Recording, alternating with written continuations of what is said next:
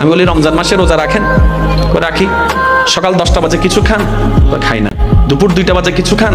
খাই না। 3টা বাজে কিছু খান? খাই না। আচ্ছা তখন কি আপনার একবারও এটা খাইতে ইচ্ছা করে না? করে তো, কিন্তু আমি নিজেকে কন্ট্রোল করে ফেলি। আমি শ্রদ্ধার সাথে বলি, এই রমজানেই আপনার সুবর্ণ সুযোগ। সুবহানাল্লাহ। আপনি যদি রমজান মাসে 12টা বাজে, 1টা বাজে, 2টা বাজে, 3টা বাজে এই বদঅভ্যাস না খেয়ে থাকতে পারেন, দেখাই দিতে পারেন, আপনি চাইলে ইনশাআল্লাহ ইফতারের পরও না খেয়ে দেখাই দিতে পারবেন। কারণ 2টাই আপনি পেরেছেন, 7টাইও আপনি পারবেন, 8টাইও আপনি পারবেন। সুবহানাল্লাহ। রমজান জিনিসটা কি জানেন?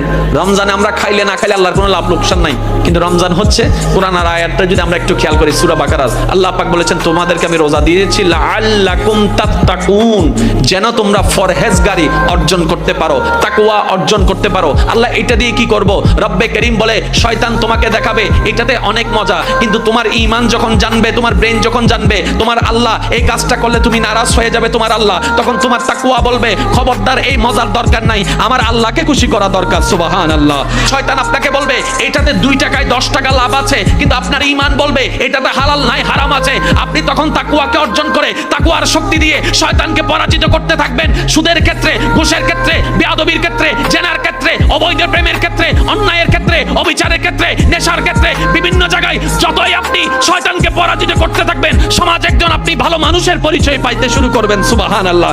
এদিকে আপনি ভালো মানুষের পরিচয় পেয়ে যাবেন, অমানুষ থেকে মানুষ হতে থাকবেন। আল্লাহ চাহে তো আপনার এই কাজগুলাকে, এই জিহাদগুলাকে কবুল করে সারা জীবনের গুনাহ মাফ করে জান্নাতও দিয়ে দিতে পারেন। সুবহানাল্লাহ।